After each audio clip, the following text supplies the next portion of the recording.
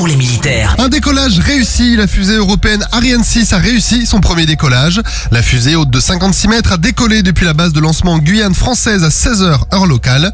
Pour cette mission inaugurale, elle transportait des satellites et des expérimentations d'agences, d'entreprises et d'universités européennes. Pour sécuriser le centre spatial guyanais, l'opération Titan a été déclenchée avec un dispositif qui garantit en permanence sa protection depuis la terre, la mer ou les airs. Sur terre, des éléments du 9e régiment d'infanterie de marine ainsi que des légionnaires du 3e régiment étranger d'infanterie ont été déployés.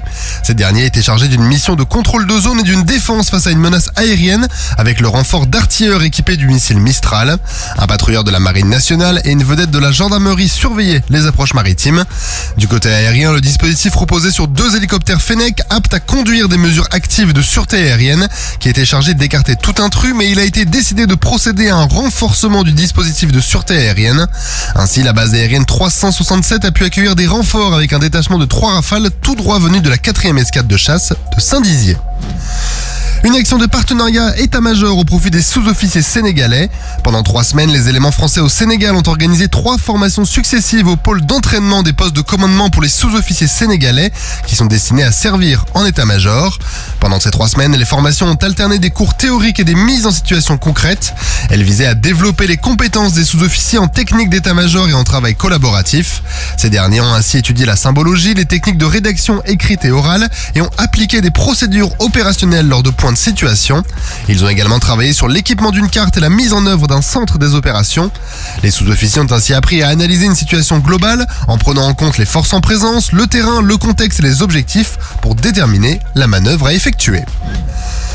Le Rhône a démontré sa polyvalence en milieu polaire. Le bâtiment de la Marine nationale, qui est déployé depuis début juin dans le Grand Nord pour la mission Tugahalik, a rejoint il y a peu le navire de croisière polaire Brise-Glace commandant Charcot pour une série d'exercices dont un entraînement de recherche et de sauvetage.